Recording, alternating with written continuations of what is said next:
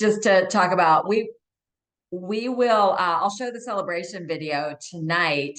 But, I really think that the Commit to Health has helped tremendously in the growth of our business. Shout out to a few of our coaches that really kind of blew it out of the water. Lucy, I know you got back to executive director last month. Yeah. So like good things are happening. Gina over there, what was it? 8, 9 entities. Sean and Frank coming in with like 10 entities. So good things are happening. But so when I showed the slides tonight, the video, I did put in there some percentages, but just for our knowledge, I thought I would just share in terms of the number of people compared to February of 2024, the number of people that earned the 3% client support bonus, it increased by 75%. The number of coaches on our team, huge increase in the number of people that got that. Get this, the 5% increase, we had 12 coaches that earned it. That's the most we've ever had. And that was 140% increase over February. So that's a big deal. That's 5 or more. We had 2 additional EDs qualify. We're tracking that now, number of people qualifying as ED or higher. So that was a 12% increase.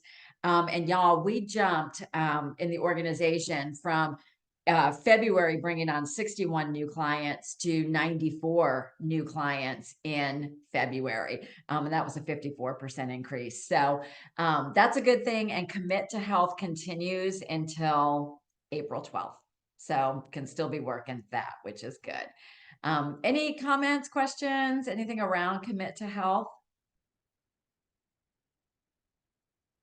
Or what's going on. I want this to be interactive. I've got some stuff to go over today, but I don't want to be talking at you. I can't stand that. This is your meeting. Elizabeth. Did you have your hand up? Oh, did we just lose her? Oh, there you are. Oh, you're muted.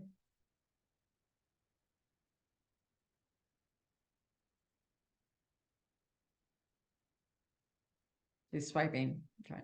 Yes? No? Sorry, guys. Sorry about that. User error. Can you hear me? Yes. Good. So my question is about qualifying for the event in July. I know there's the baseline, frontline qualifying, and then getting the 3 newer returning. That's one of them. And ED is another track. Can they be mixed for 3 months? Could you do like 2 months of ED and then that 3rd month, the bottom one, or is it 3 of like 1 all the way? Yeah, it's 1 either way. Or qualify, or both qualify both ways. But yeah, it's the whole line across. So 3 times ED and 1 bonus, or 3 times at 2,000 or more and 3 times the bonus. Now the bonus and the 2,000 FQB don't have to line up. You just had, like, in that 6-month period, you had to have hit it. And you can track where you are in the back office with that. But we still have April and May. So that's a good thing that we can still qualify. I've had quite a few people who've already qualified for convention as well. So that is exciting. The other big thing, and I just don't know that there's been enough rattling and noise about this, is the Dan and Dr. A on the Momentum tour. And for most of us, they're not going to be in a city near us. They're going to be in Lancaster, Pennsylvania, in Utah, in lower New York, and then also in the Sarasota, Tampa area. But the April 27th event is a virtual option. So that is designed for us to be able to do it and hopefully use watch parties and in-home parties, etc. Going back to the roots of letting people hear from Dr. Anderson and from Dan Bell on really what it is that we're offering. I don't think anybody offers it better. And I just posted in Coaches Up for Change, and you can hop over there and look at it. But they've got a special going on right now for anybody that registers by the end of the day tomorrow, April 2nd, that there's going to be a special webinar that is available with Dr. A, Dan, and some of the people the leaders that will be facilitating those events to give a better idea of what to expect, which will help you with your inviting. And then they'll pick a drawing out of whoever's on that Zoom, a drawing, and you can get a recording to have of it. So there's good things happening with it. I realize I personally had not registered yet. Every intention of doing the April 27th, I just had not registered. So just wanted to give you guys the heads up, and if you could let your teams know as well on that. I have a question about that. Sure. I have a few people in mind who are not local, so I can invite local people to come to a watch party at my house. But what about like somebody who's like, say, in Tennessee and I'm in Florida? Like, how is there a way to invite them to attend virtually? Yeah, they can attend. Yeah, I think guests are free. I think they can register for free to attend virtually. I think Okay. so. I think Okay. so.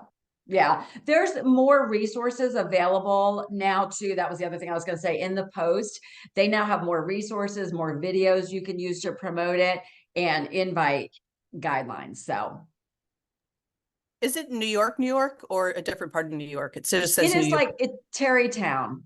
Oh, Tarrytown. Terry, yeah. Mhm. Yeah. And then because you're northern New Jersey, Carolyn, are you? Yes. So they kind of pick that area so that like Long Island, northern New Jersey, et cetera, can go. They usually get a very big turnout. Good. Yeah. So if you can attend live, that would be great. Yeah, it's about a half hour away, so it's close. What? Good. Yeah. Oh my gosh. Yeah. All right. That's awesome. Yeah, it'd be fun. The date. Yeah. Good. Yeah. I think is that one in June? When is that one? I just was looking Yeah. June 8th. Yeah, June 8th. Yeah, Good. I know. Good. Good. All right, Kelly, what you got? I have a client in Florida that is wanting to go to that. Mhm. And I told her if she wanted to go, that I would fly out there and go with her. And she's somebody that's a client that I'm hoping that will decide to become a coach. And so that's one of my ways to encourage that, just to have more time with her. But I also felt like that with me already going there, I'm going to put the feelers out for other people to meet me in Florida to go, since I'm already planning on flying out there to do it, because I'm in Texas. So I'll be flying to Florida to do that. Mhm. So I'm putting feelers out. And that's what, when it first came out, I thought, you know what, I'm just going to pick a place that I have more clients. Most of my clients are in Texas, but Florida is the next state that has the larger number of clients for me. Mhm. And then Georgia, of course, which is not far. So so I'm going to be really, marketing to those individuals to say, hey, come to this meeting, and I'm going to be there. And, then plan, we'll do that. And then also hopefully plan to do something together, just our little people. So I don't know who else is going to be there. I know we've got a big group of people that are in the South that might be going to more of the Southern locations. And so there might be an opportunity for things like that too. Yeah, 100%. Love that. And that's exactly how they want to utilize those events.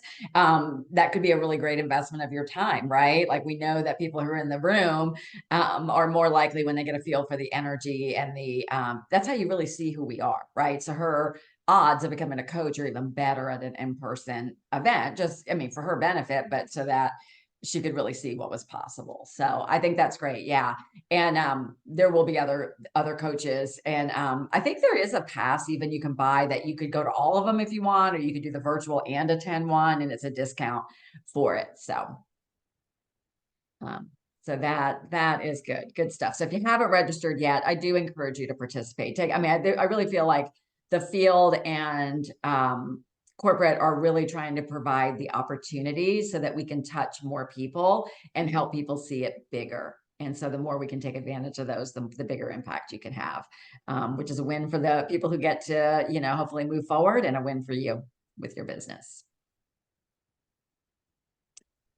Tonight on Team Time, we are going to take the topic. Shauna is going to help me out with Team Time tonight. I'm excited. We're going to talk about a healthy mind and mindset of a growing coach, because that's going to lead right into the community call, which is about healthy mind, the drama triangle, taking personal responsibility, all of that, which applies to us in our business as well. So we're really excited about what we're going to be able to bring to the team time call. And I highly encourage you to invite your clients to be on the 8 o'clock call. We've got Monica Lennon's going to share. I don't know if you guys know Monica's story. She lost 90 pounds on this program. Huge, going from the victim, why is this happening to me? Woe is me attitude to, you guys know Monica. She's like just a delight now. So she has learned so much through this program, and also did all of this on a busy full-time executive working schedule. And then the other two were recommended to me by Optavia to include, or by somebody else in the field. And I just got to know this couple. They are incredible. Been coaching longer than me, 15 years they've been coaching, and almost 16. And Dan lost 130 pounds on the program. And when you see his pictures from like these guns he's got now to like what he was, and his wife lost about 20, but she actually shared the story with me. I hope she says it all tonight. That when she thought about her future, she really thought, widow. There is no future for us. He's in horrible health, etc. And they have just an incredible, thriving life now. And it was all due, he came in before the books and the life book and was in that dieter mindset, and then was able to move through it with the tools. So if anybody pops into mind, like I just had a man come to join me that's 335 pounds. And I was like, I think Dan's story would resonate. So be thinking of who you think it might really resonate with, and maybe personally talk to them. So comments, questions, anything around all that?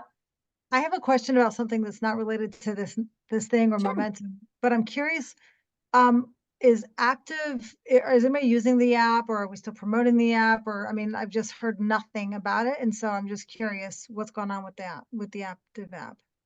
It is out there. I think it's just the field not using it. I actually have it. It's a great tool. Yeah, I have it too. But I was like, do I still talk to my clients about, Mhm. getting it? I'm just, yeah, okay. Thank you. Yeah. All right. Well, on Monday night's team time, and we will continue the conversation tonight on team time. We didn't get to the 4 questions. We'll do that. We'll finish up that discussion about moving like through the drama triangle, et cetera, and how to adapt to change.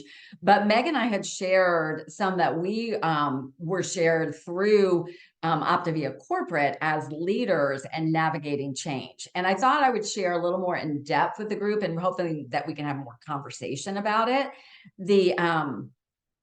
Because we identified as a group, and correct me if I'm wrong, I didn't write it all down, but some of the big changes that have happened, right? Majority of people on this call, I would say, we've experienced a decline in our business, right? We've just declined. Our market and social media has changed. Clients pushing orders, not renewing, not as many new clients coming in. So we've experienced that sort of change, but we've also experienced change on the Optavia front. Even if they're tools that are being provided for us to grow our businesses, it's change, it's new, it's different. So we had the whole Active line come in almost immediately. The medically supported weight loss came in. I know a lot of us kind of hit that confusion, like too much, too soon, like, danger, not what I'm used to. And so there was that. There's, they've been out of stock with the cereal. What am I missing? What else has changed in our world? That's a lot already, right? That's a lot. All right, let me kind of pull up kind of what the company shared with us. And again, these were their slides, but it really impacted me. And I want you to look at this as they're going to talk about leadership.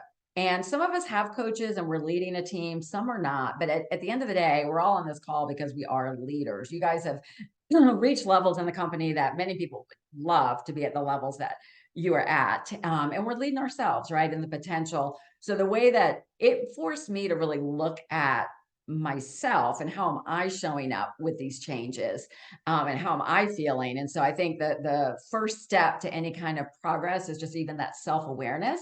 So just encourage you to look at this without any kind of self-judgment, judgment of anybody else, just more or less like information, just be curious about it.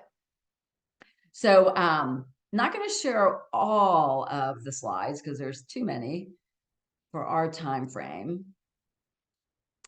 but they talked about the various types of change and gave some examples of what they are. So the types of organizational change, and this was coming from like a human resources perspective.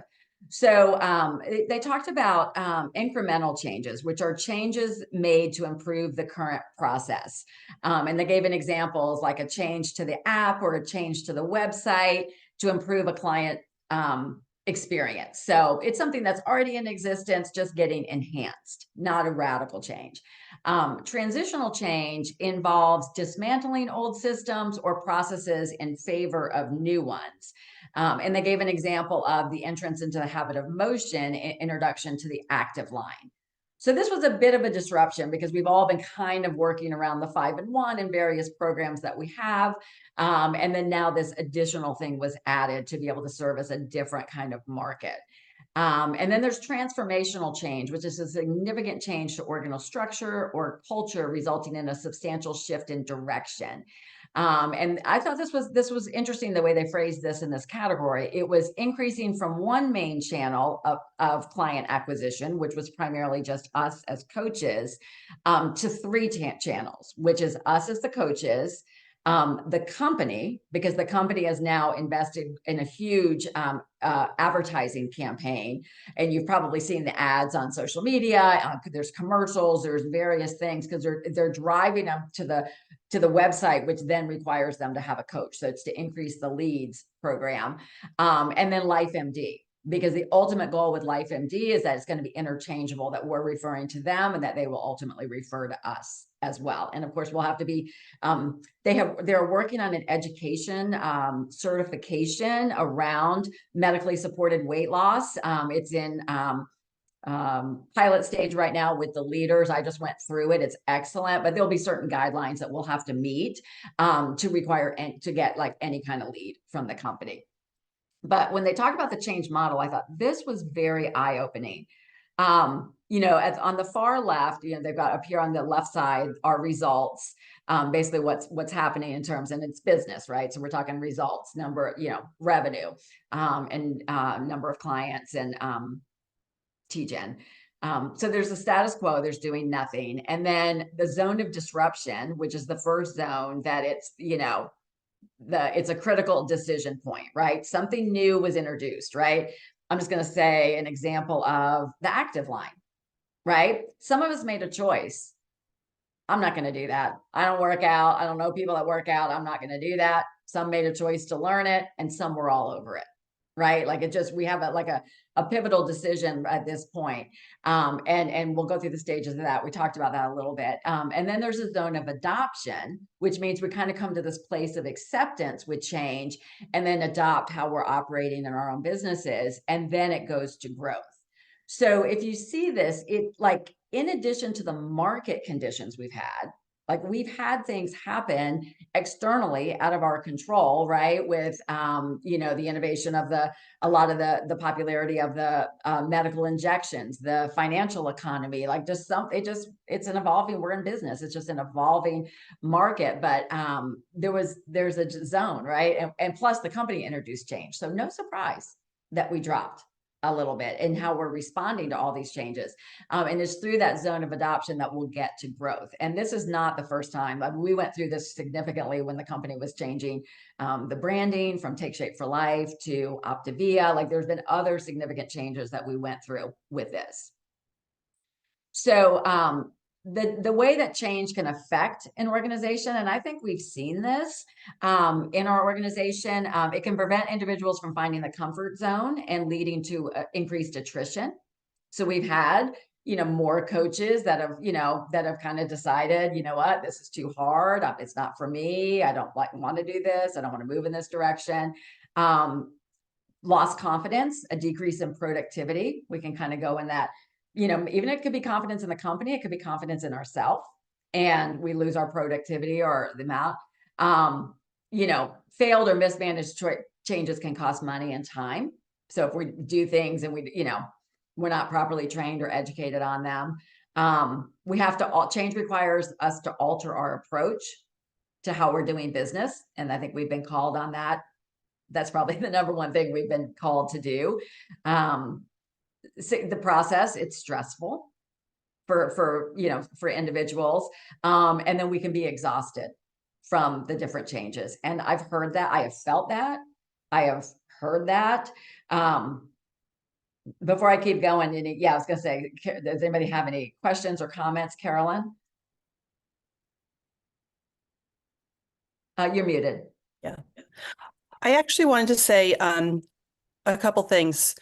I actually like these changes. And I have to say, last week, I was on vacation. I met with a friend for lunch and she's like, oh, I got to lose 5 pounds. I just got back from vacation. And I was so grateful that we only have to get to $150 to qualify for the bonus. So it gave me another tool in my tool chest to offer her. Because sometimes 5 and 1, 4 and 2 is a little intimidating to people, especially if they don't have to lose that much weight. But I could say to her, you know what? I'm going to set up a plan for you where you try Optavia for a month and we're going to integrate the fuelings into your, she does Weight Watchers. And instead of trying to convince her to switch, I was like, no, we could work together. So I was grateful that Optavia gave me that tool of $150 threshold instead of 5 and 1, 4 and 2.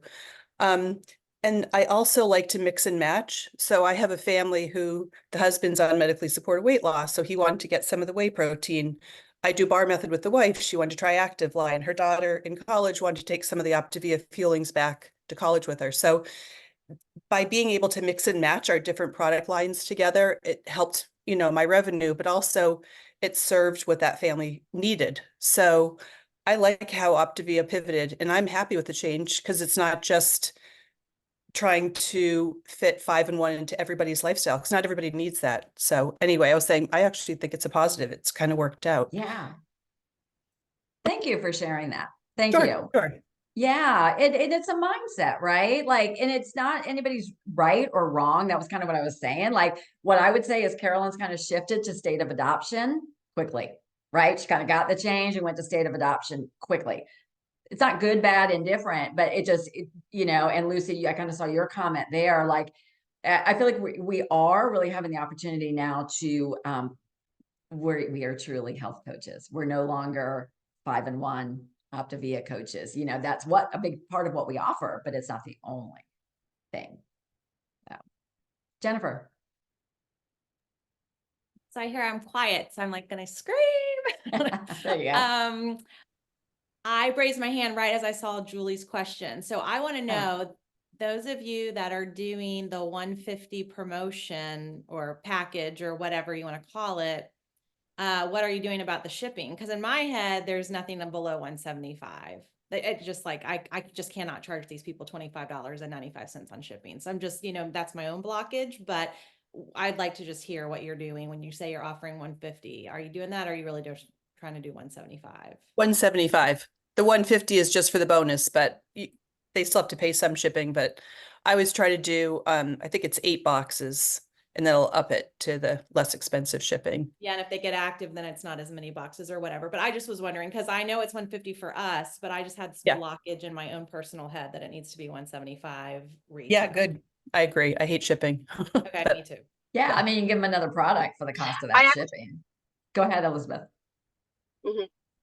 I actually use that as an opportunity to build trust in our dialogue and tell them that while we can lower their price point, it's going to be more efficient for them, that I want their money they're spending to be on food and items that they're going to use. And so I try to encourage that threshold. And realistically, most of these clients that I am acquiring with these bundles are coming in around the $199 mark. And then a lot of them are choosing to go to the full size order from there very naturally. Yeah, that's awesome. That's awesome. And yeah, congrats on earning the 5% bonus. When you did your bundles and stuff, you ended up with more people. So, and I think that's the point of it, right? It does offer the opportunity for conversation that, when Kristen Glass shared about the bundle idea, she said there's good, better, and best. For 99% of people, best would be like, even for 5 pounds, go on the 5 and 1, really learn low glycemic eating, get there, learn how to transition, use the fuelings for snacks. whatever. But is everybody going to be there? No. So this might be their entry point to see what is possible. So bad, you know, good, better, or best. Yeah. So good. Any other comments on any of that? Sarah had a really good question. Oh, I didn't see I'm it. Was it in wondering, the- I'm wondering as well. Well, oh, was it in the comments? Thank you. Okay, how are they losing weight?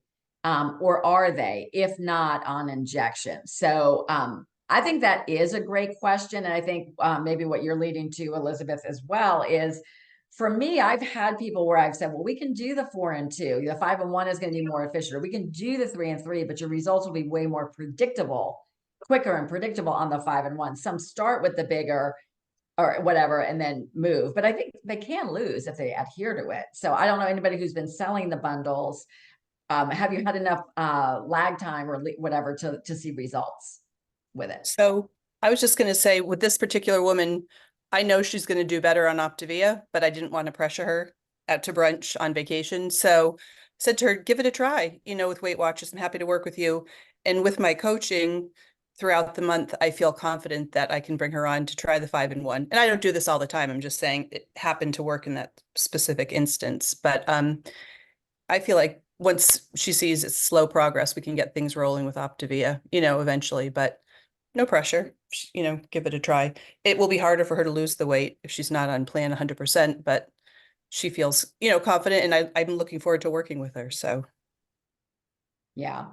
And so Lucy said, it's an entry point, right? Sometimes, you know, we used to do some things sometimes. And actually, I think Beth Milton was on at one point, we would do these challenges and people could come in, even not on the 5 and 1 program, but we would let them be on these challenges. And then they'd be in our Facebook group and people be losing weight like crazy. And if I recall correctly, Beth was doing Weight Watchers initially, right? And then you decided to do program. Is that correct? I was doing Weight Watchers, and my first week I gained a pound. I'm like, okay, Dee, tell me about this thing that you're doing. And it worked great. So that was over 8 years ago, around 8 years ago. Yeah. I know I miss those meltdown challenges too. So yeah. Good. So I feel like I'm talking a lot, but I have a friend who she hasn't made her purchase yet, but we're talking about one of the bundles because she is her Whole Foods approach.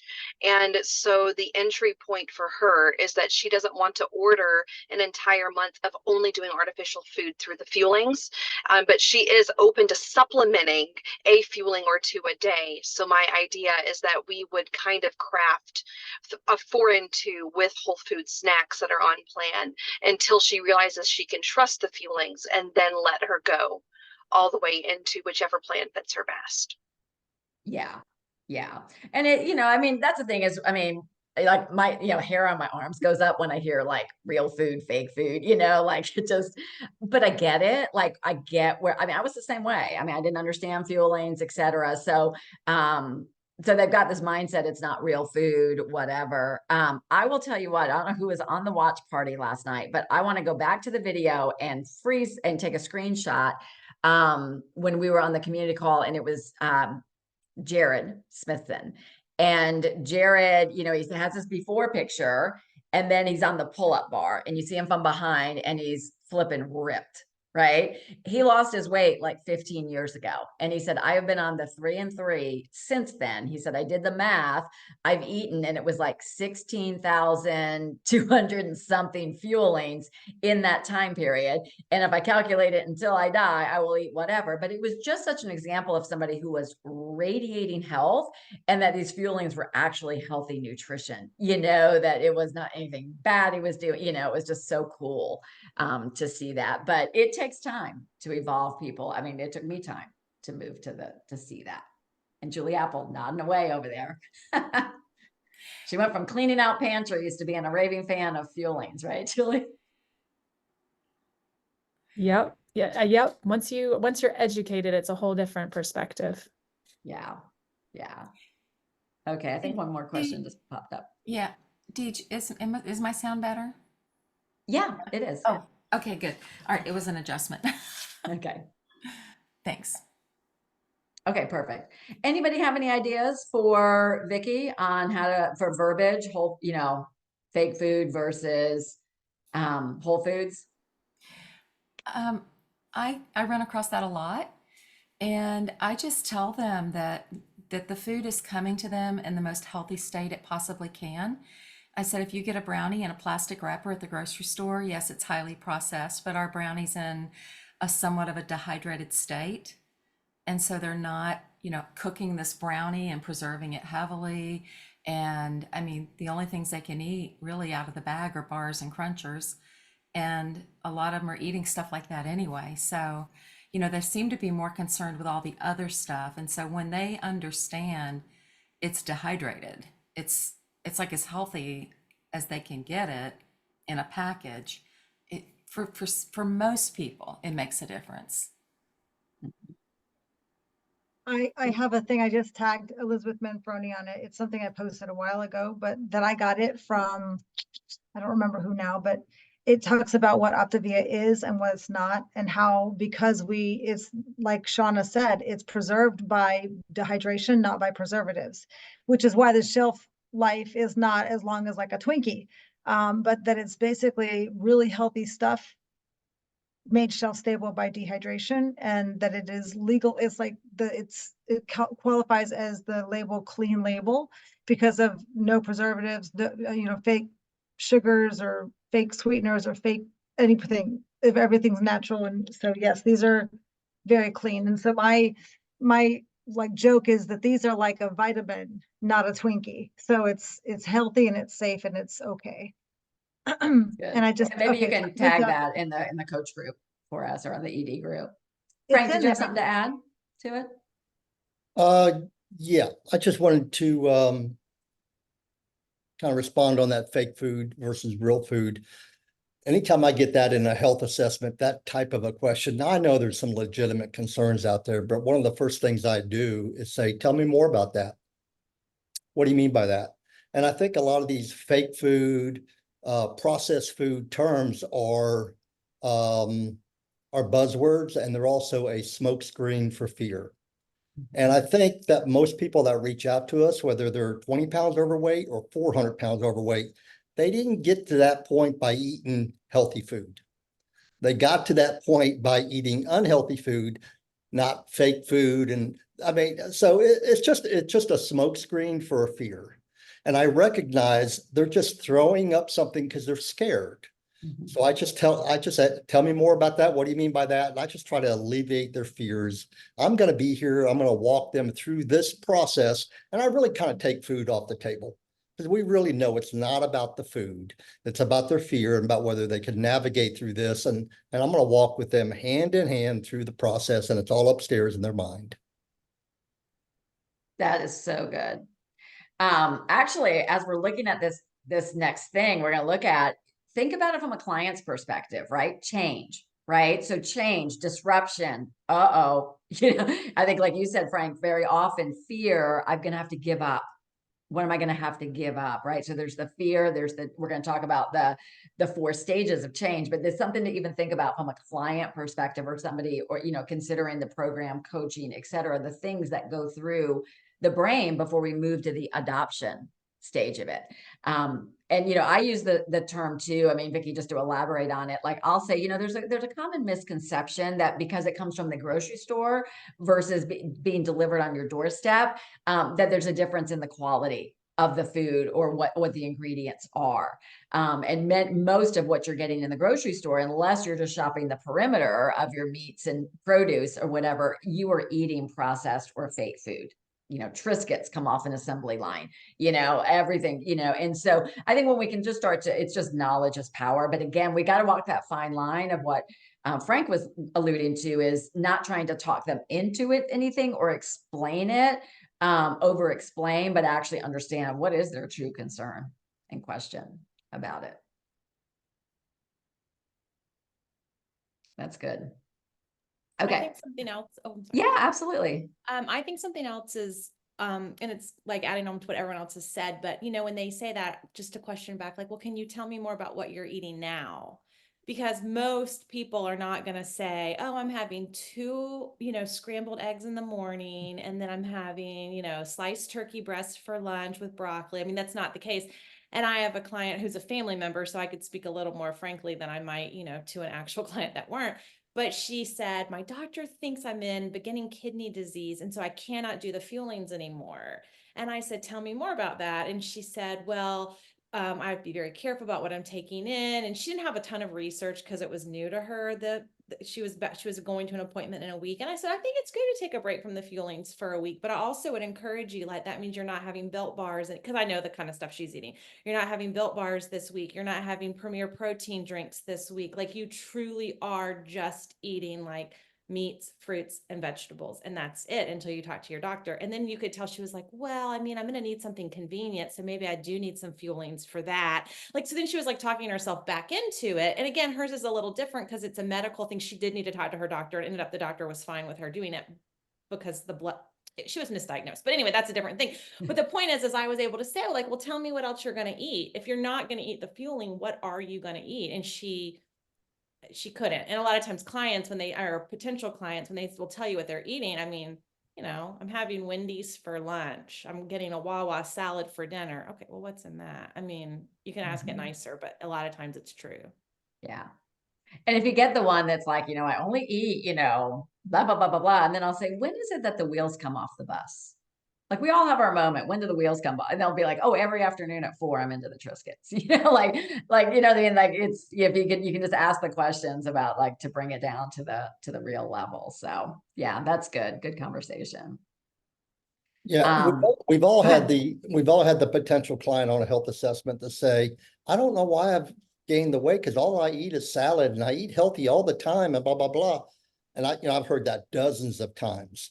And now I stop and I can only ask this question if I've broken down the walls, because at the very beginning of the call, they got all these walls up, right?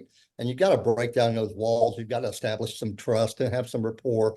So if I feel like I've done that, I ask, what specific foods do you think you have eaten that has contributed to your weight loss? And they're like, they can't tell me salad, right? They can't tell me, healthy stuff. So then they start mentioning, well, I do have, a candy bar every night, or I have alcohol every night, or whatever. So then I can dive into a little deeper about food if they've in that topic. But I rarely talk about food on my call. Yeah. Yeah. And I've never had a client leave OPTAVIA, especially somebody who was doing well on the program, who says, I just want to eat whole foods. I'm just going to, do this on every time I see them or follow up, it's just humans. They don't mean to, they have every intention, but we just slip back into old patterns. Okay. I'm going to hop over here just in the, respective time. And some of this we covered last week. Just want to make sure, as far as us in terms of leaders, when I was talking about, especially for those of us that do lead other coaches, they just talked about our role in the adoption of change and communication of change is so important to the actual transformation and success rate of moving people to that adaptation stage. So, real important to be clear on the why. Why is this change being made? Understand why they would want to be a part of the change. And you can see over on the far right, the percentage increase in the transformation rate, and then be able to support each other as leaders too, because we all run into challenges, either our own thought patterns or people that we are encountering and partnering with. So the responses, we talked about this last week about why people resist change, and it's confusion, lack of understanding, just the cynicism around it, lack of buy-in, maybe the leaders aren't walking the walk, and then fear is a big driver of it. So just wanted to go a little bit. We talked about last week in the team time call, the different stages of resistance, detachment, questioning, and then acceptance. And just a little bit more about each one in the event. And you might be in a different place on these with different aspects of the company's changes. You also may oscillate back and forth between places. You might think you're good with it, and then there's some unconscious thoughts that maybe pull you back. But active resistance to change is the most obvious. It's the most abrasive response. It's usually pretty easy to identify. People are, they're frustrated about it. They're verbally, you either see it in a mentoring session or you see it yourself, you hear yourself talking, and it's all negative. Anger, rumors, stories. Well, I heard this. And I love this because this is what I think is most important. What do people need? And this is what we know as coaches, right? Like in that kind of situation, like at this point, somebody in active resistance, like active resistance to the fuelings, et cetera, they don't need anybody to be telling them not to feel that way. Right? That's not true or whatever. They need somebody to listen, somebody who provide clarity, help provide a quick response or action. And they need moments of pause to self-reflect.